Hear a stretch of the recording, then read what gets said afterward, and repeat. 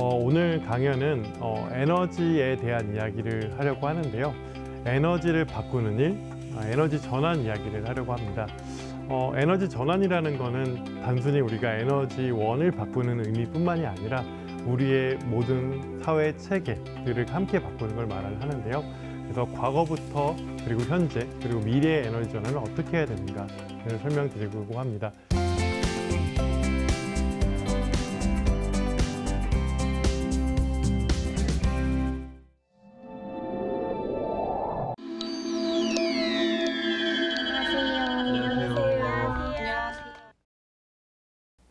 네, 안녕하십니까. 저는 한국과학기술기획평가원에서 일하는 김선규입니다. 오늘 주제는 에너지 전환에 관한 이야기를 하려고 하는데요. 2020년에 국제에너지기구에서는 탄소 중립이라는 기후변화를 피하기 위한 목표를 달성하기 위해서는 언제 무엇을 해는가라는 그런 방향성을 제시했는데요. 우선 우리나라를 포함한 주요 선진국은 2035년에 전기 생산 부분의 탄소 중립을 달성해야 된다라고 이야기를 합니다. 2050년이 되면 전 세계 전력 생산이 당연히 탈탄소가 완전히 이루어져야 된다라는 이야기를 합니다. 어떻게 보면 30년도 남지 않은 시간 동안에 우리는 에너지원을 바꾸고 또 그 에너지원을 사용하는 방식을 완전히 바꿔야 된다라고 이야기할 수 있을 것 같습니다. 그러면 우리가 그 에너지 부분에서 어떠한 노력을 해야 정말 탄소 중립을 달성할 수 있을까를 생각을 해야 되는데요. 첫 번째가 바로 전기화, 일렉트리피케이션이라고 말하는 전기화입니다. 전기화라는 개념은 우리가 과거에 고체 연료 아니면 액체 연료였던 그런 사용 수단을 전기로 바꾸는 일을 이야기하는데요. 가장 대표적인 사례가 바로 전기차가 아닐까 생각이 듭니다. 과거에는 내연기관, 말 그대로 석유를 통해서 움직이는 자동 이동 수단을 전기로 움직이는 이동 수단으로 바꿔야 됩니다. 이를 전기화라고 하고요. 그러면 그 전기로 바꾸는 것에 끝나느냐? 그게 아니라 이 전기를 깨끗하게 생산하는 것이 매우 중요합니다. 말 그대로 전력 부분의 탈탄소화가 필요하다는 이야기죠. 그러면 전력 부분의 탈탄소화는 무엇으로 하는가를 생각한다면 탄소를 배출하지 않는 재생에너지 중심으로 우리의 에너지 구성을 바꿔야 된다라고 이야기할 수 있을 것 같습니다. 근데 재생에너지는 바람과 태양의 힘으로 기본적으로 움직이기 때문에 기존에 우리가 저장하고 우리가 통제해서 전기를 만들고 사용하는 것과 좀 많이 다릅니다.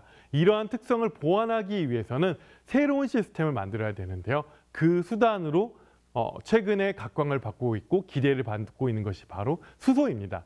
수소 같은 경우에는 재생에너지의 간헐성, 계절적일 때 아니면은 지금 불확실성에 대해서 우리가 보완하기 위해선 전기를 저장해야 되는데요. 수소를 활용을 해서 전기를 저장하고 또 그 수소를 활용해서 전기를 만들고 이러한 부분들에서 역할을 할 수 있다라는 이야기를 합니다. 그래서 재생에너지가 많아짐에 따라서 함께 수소의 역할도 커지고 있다라고 볼 수 있을 것 같고요. 그래서 그 수소의 비중이 지금은 되게 지역적이 부분적이지만 우리가 수소의 활용과 용처가 점점점 많아지기 때문에 이러한 부분의 기술 개발을 통해서 지금과 다른 완전히 다른 생태계를 만들어야 된다라는 그 관점에서 수소 경제라는 이야기를 나옵니다. 수소 경제라는 것은 수소의 생산 그리고 수소를 생산했을 때의 저장과 운송 그리고 수소의 활용 전반에 걸쳐서 수소라는 에너지원을 활용하는 그 새로운 가치사들을 만드는 일이라고 보시면 될 것 같고요. 이러한 부분은 본격화된 시점이 길지 않기 때문에 많은 기술 개발과 노력이 필요하다라고 보실 수 있을 것 같습니다. 우리가 과거에는 화석연료를 사용했다가 이제는 재생에너지 중심으로의 새로운 에너지 전환을 이뤄낸다면 에너지의 생산 자체가 과거처럼 안정적이지 않는다면 우리의 삶의 어떤 방식이 에너지를 언제나 쓰는 방식이 아니라 에너지의 생산 주기에 따라서 삶의 방식을 바꾸는 것도 생각할 수 있을 것 같습니다. 예를 들면 코로나19 때 경험하신 재택근무를 활성화해서 우리의 이동을 효율화시키는 부분도 있을 수 있을 것 같고요. 또 무더위가 길어지는 여름에는 서유럽 선진국들처럼 휴가 기간을 길게 가져서 어떤 생산의 어떤 효율성을 에너지가 많이 생산될 때 그런 생산 방식을 바꿔나가는 것도 역시 함께 고려할 수 있을 것 같습니다. 그래서 그러한 부분에서 우리가 생각하면 그러면 에너지라는 것은 우리가 미래를 생각할 때 지금의 에너지원은 무엇으로 정의할 수 있을 것인가 를 생각 한번 해볼 필요가 있다고 생각을 합니다. 미국의 에너지 정보를 총괄해서 다루는 에너지 정보국 홈페이지에 가면 에너지원은 재생에너지와 재생에너지가 아닌 에너지로 구분된다 라는 정의를 하고 있는데요. 어떻게 보면 미국 역시 재생에너지의 수준이 10%를 이제 넘어서는 수준이라고 볼 때 여전히 화석연료가 중요한 에너지원이지만 화석연료는 점차 줄여나가야 되고 앞으로는 재생에너지가 주력 에너지원으로 활동하는 그런 방향성을 정의에 담았다라고 해석할 수 있을 것 같습니다. 근데 불과 10년 전만 해도 재생에너지에 대한 이야기는 과거와 특성이 다르기 때문에 한계가 명확한 에너지원이라는 관점이 조금 더 강했던 것 같습니다. 화석연료와 다른 성질을 가지고 있기 때문에 우리의 화석연료에 익숙한 우리들로서는 너무 많은 비용이 들거나 아니면 시스템에서 다 받아주지 못하기 때문에 무언가 한계성을 두고 고려를 해야 된다라는 그런 부분이 접근이 됐는데요. 이러한 부분은 10년 만에 완전히 바뀌었다라고 이야기할 수 있을 것 같습니다. 10년 동안 과거에는 재생에너지가 아닌 발전기에 투자가 더 많았다면 지금은 재생에너지가 전체의 7, 80%를 초과하는 상황이고 앞으로도 재생에너지 중심으로 추가되는 어떤 모습을 형성하기 때문에 지난 10년 동안 에너지원을 구성하는 그러한 부분들이 신규 자원 측면에선 빠르게 변화했다라고 볼 수 있을 것 같고요. 이제는 어떤 한계를 벗어나서 최대한 많이 활용할 수 있는 환경을 조성해야 된다라는 부분으로 관점이 이동한 부분을 확인할 수 있을 것 같습니다. 그래서 앞서 설명드렸던 국제에너지국의 2050년 탄소 중립 로드맵에 따르면 2050년이 되면 한 88%는 태양광과 풍력 중심의 재생에너지가 돼야 된다라는 경로를 제시했는데요. 물론 국제에너지기구의 이런 제시한 길 자체가 정답을 이야기해 주는 건 아니지만 전반적인 우리의 지향해야 하는 방향을 제시했다라는 의미에서 재생에너지의 성장이 한계의 측면에서 벗어나서 우리가 최대한 많이 활용하는 그런 대전환을 요구하는 부분으로 해석할 수 있다라고 볼 수 있을 것 같습니다. 국제에너지기구에서는 재생에너지, 분산에너지 자원이 증가하면서 여러 가지 문제의 어떤 도전 과제들이 나온다라는 그 부분들을 단계로 구분을 했는데요. 그러한 부분에서 얼마나 많은 대응이 필요한가라는 그 고민을 그려주는 부분이 바로 오리 커브라는 이야기입니다. 오리 커브는 말 그대로 전기의 수요 곡선이 오리처럼 된다. 특정 시간대가 되면은 재생에너지, 그러니까 어떻게 보면 태양광이 오후 2시에 많이 출력을 하게 되면 태양광을 제외한 나머지 의 발전원들이 감당해야 되는 전기 수요를 순수요라고 하는데 그 순수요의 곡선이 낮 시간대에는 낮고 오후 시간대에는 그런 높은 모습을 가지게 됩니다. 면밀하게 살펴보면 전기를 갑자기 줄였다가 또 갑자기 생산해야 되는 이러한 전기를 빠르게 변동해 시켜야 되는 그 부분을 유연성이라고 부르는데 그 유연성이 더 많이 요구되는 상황이다 라고 보시면 될 것 같습니다. 문제는 우리가 탄소 중립이라는 탈탄소화라는 그 방향 속에 화석연료 발전을 줄여나가면 이러한 유연성을 확보할 수 있는 자원들도 줄어든다라고 보시면 될 것 같은데요. 그러면 이것을 무엇으로 할 것인가 라는 게 기술적인 문제이자 새로운 도전 과제라고 보시면 될 것 같습니다. 우리가 전기의 생산과 수요를 맞추지 않으면 우리가 전기를 쓰고 싶을 때 사용하지 못하고 또 말 그대로 전기의 생산이 부족해서 심각한 재난이 올 수도 있는 위험이 더 커지게 되는 상황이라고 보시면 될 것 같습니다. 그래서 이러한 부분이 얼마나 큰 심각성이냐라고 한다면 미국에서 발생한 부분은 재생에너지 비중이 30~40%가 되니까 3시간 동안 가장 용량이 큰 발전기가 10개 이상, 원자력 발전기가 10개 이상이 꺼졌다가 켜져야 되는 그 변동성을 감당을 해야 되는 상황이고요. 이러한 부분을 무엇으로 할지라는 그 수단이 아직 충분히 확보되지 않은 상황이라고 보시면 될 것 같습니다. 그리고 또 이러한 부분은 매일매일의 이러한 변동뿐만이 아니라 계절적인 변동도 고민을 해야 됩니다. 특정 계절에는 바람이 많이 불고 또 특정 계절에는 바람이 적게 불면 풍력 발전이 많아지게 되면은 계절적인 그 변동을 어떻게 맞춰 나갈 것인가라는 부분이 새로운 에너지 전환에서의 큰 도전 과제가 되는데요. 그러면 이러한 부분에서 극복되는 그 솔루션을 제시되는 부분은 일간 변동에 대해서는 에너지 저장 장치, 말 그대로 배터리를 활용하거나 양수 발전을 활용을 해야 된다라는 이야기를 하고요. 계절적인 변동을 위해서는 수소 저장을 활용해야 된다. 어떻게 보면 기존에 많이 활용하지 않았던 새로운 장치들을 더 기술 개발을 해서 더 개선시키고 더 경제적으로 만들어서 활용시켜야 이런 문제들을 해소할 수 있다라고 볼 수 있을 것 같습니다. 그리고 이러한 부분은 점점점 더 커지고 있기 때문에 재생에너지가 증가할수록 문제의 심각성은 커지고 이러한 솔루션의 중요함은 더 높아지고 이러한 부분이 어떻게 이 부분을 해결하게 되면은 새로운 기회를 얻게 되고 그 에너지 전환을 가속할 수 있는 기반을 만들 수 있다라고 볼 수 있을 것 같습니다. 우리가 어떻게 보면 새로운 자원들이 들어오는데 에너지 생산과 사용을 중앙에서 모든 걸 다 해결하는 것이 아니라 소비자들이 분산되어 있는 분산 에너지원을 가지고 이것들을 모아서 관리한다면 이러한 변동성을 더 활용할 수 있지 않을까라는 개념에서 부상하고 있는 것이 바로 가상발전소라는 개념입니다. 가상발전소는 말 그대로 개별 소비자가 그런 전기의 생산시설을 모으게 되면 커다란 발전소와 같은 역할을 한다는 개념인데요. 단순히 전기를 생산하는 태양광이나 소형 풍력뿐만 있는 것이 아니라 미래에는 그 비중이 높아지는 그 전기 자동차나 전력 저장 장치 그리고 전기의 어떤 그 수요 자체를 줄이는 일 자체도 여기에 포함이 되게 됩니다. 우리가 평소에 전기를 100만큼 사용을 했는데 전기 수요가 부족할 때 그 수요를 50으로 줄인다면 그 줄이는 것만큼이 생산하는 역할을 한다라는 그 관점에서 수요 자원이라고 부르고요. 이러한 분산 자원들을 모아서 가상발전소의 개념을 활용을 한다면 이러한 실시간 수요 불균형 어떻게 보면은 그러한 간헐성을 극복하는 데 크게 기여할 수 있다라는 그 개념으로 볼 수도 있을 것 같고요. 그래서 그러한 부분에서 볼 때 우리는 전기 수요의 측면에 우리가 좀 새로운 해석이 필요하다라는 문제의 새로운 해법들이 제시되고 있습니다. 과거에는 전기 수요는 고정돼 있고 소비자는 쓰고 싶을 때 전기를 쓸 수 있도록 공급자들이 준비하는 것이 중요한 문제였는데 이제는 전기 소비자들이 전기 수요를 시점을 옮기거나 조정할 수 있다면 전기의 생산의 변화를 보완해 나갈 수 있는 도구로 활용할 수 있다라는 개념이 바뀌어 나간다라고 보실 수 있고요. 이러한 부분이 어떻게 보면은 지금의 어떤 전기 사용 패턴이 미래에는 크게 변화할 수 있는 가능성이 높아진다라고 해석할 수 있을 것 같습니다.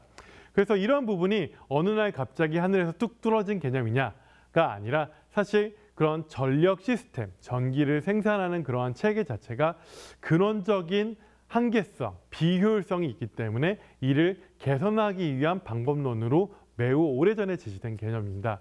그래서 전력 시스템은 과거에는 전력 사업자, 말 그대로 발전 회사나 한전이 그것들을 다 감당한다면 크기가 다양해지고 작은 회사들 아니면 작은 협동조합의 그런 형태로 마이크로그리드라는 그런 이름으로 어떤 새로운 공급자, 사용자의 모델들이 나오게 되고 다양한 역할을 할 수 있게 된다라는 개념으로 제시되고 있다라고 보시면 될 것 같습니다.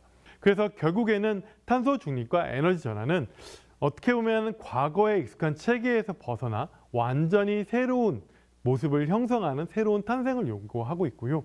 근본적인 개혁과 참여를 요구하고 있는 상황이라고 보시면 될 것 같습니다. 탈탄소와 탄소 중립이라는 그 방향 속에서 작고 다양한 에너지 자원들이 활용되는 탈중앙화, 디센트럴라이제이션이 이루어지고 있고요. 이러한 여러 가지 이질적이고 다양한 자원들을 통합하는 수단으로 디지털화가 이루어지고 있다고 보시면 될 것 같습니다. 그리고 이 중심에는 그런 탄소 중립의 실질적인 수단으로서 전기로 수요를 바꾸는 그 노력들 그리고 그 전기를 깨끗하게 생산하는 여러 가지 기술들이 제시되고 있고 발전되고 있는 상황이라고 보시면 될 것 같습니다. 우리가 과거에는 어떻게 보면은 계급사회, 노예 제도라는 게 너무나 익숙하고 이상하지 않았지만 지금은 그러한 부분들은 정말 그런 반인륜적인 그 체계는 허용할 수 없는 금기가 되었다라고 볼 수 있는데요. 지금의 탄소를 배출하고 있는 에너지 공급 체계, 사용 체계가 지금은 너무나 익숙하고 당연하지만 우리가 2050년 후에는 아니면 2050년이 되기 전에는 우리가 탄소를 배출하는 것은 그렇게 해서는 안 되는 금기 사항으로 바뀌고 탄소를 배출하지 않는 것으로 전환하는 그러한 노력들이 필요하다라고 볼 수 있을 것 같습니다. 그래서 결국에는 우리가 어떠한 노력을 해야 되느냐라고 한다면 바칠라푸스민은 에너지 문제에 있어서 우리 모두는 복잡하게 만드는 미니멀리스트가 돼야 된다라고 이야기를 합니다. 복잡하게 만드는 미니멀리스트라는 말의 의미는 우리가 에너지 전환을 할 때 단 한 개의 솔루션은 존재하지 않습니다. 무언가의 특정 기술이 뭔가 큰 문제를 다 해소할 수 있을 거야 라고 하는 것들은 세상에 존재하지 않는다. 그래서 그러니까 단순화시켜서 그 용도를 최대화시켜야 된다라고 주장하는 것보다는 우리가 고민하는 미니멀리스트가 돼서 어떻게 보면 단호하지만 우리가 전환이라는 방향 속에서 목적의식은 명확해야 되지만 그 과정은 유연하고 절충하면서 불변력 있는 태도를 견지해야 된다라고 얘기를 합니다. 가능성 있는 그 모든 수단을 고려함과 동시에 또 그 가능성을 너무나 지나치게 평가하거나 고평가하거나 아니면 반대로 폄하해서도 안 된다라는 이야기를 합니다. 에너지 전환의 방향은 탄소 중립을 달성해야 된다는 목표는 명확하지만 그 에너지 전환을 어떻게 할 것인가라는 그 부분은 여러 선택의 문제가 있고 그 여러 선택의 문제에 있어서 모든 것을 완벽하게 해소하는 기술은 아직 존재하지 않는다라고 볼 수 있을 것 같습니다.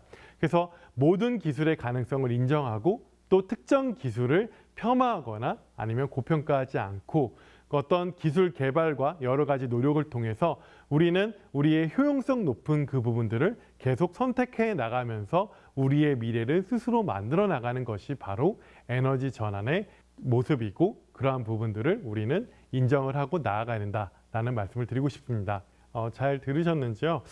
그러면 마지막 질문으로 궁금하신 점이 있으면 손 한번 들어주시면 감사하겠습니다. 네, 말씀해 주시죠. 네, 우리나라 같은 경우에는 에너지를 소비하는 것에 반해 천연자원과 같은 축적된 에너지원이 적다고 생각이 되는데 앞으로 어떤 에너지를 활용하는 것이 유용할지에 대한 의견이 궁금합니다.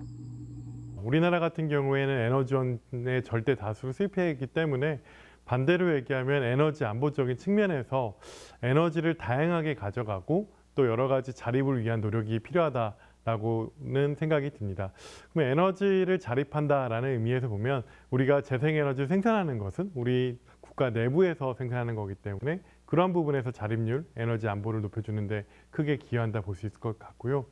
그리고 원자력 같은 경우에는 지금 우리가 한 30% 정도를 활용하고 있는데 이러한 부분의 가능성도 역시 함께 고려를 해야 되는 상황이라고 저는 생각을 합니다. 지금 우리가 원자력 역시 그쪽에서 놓여져 있는 여러 가지 문제들을 안 되는 한계로 볼 수도 있지만 어떻게 보면 해소해야 되는 도전과제로 보고 결국에는 20년, 30년 지났을 때 그 각각의 도전과제를 극복한 자원이 더 많은 선택을 받는 그러한 관점으로 열린 생각을 할 필요가 있다고 생각을 합니다. 그래서 어떤 관점에서 보느냐에 따라서 그 특정 에너지원의 비중이 더 크다, 안 크다라고 생각할 수 있는데요.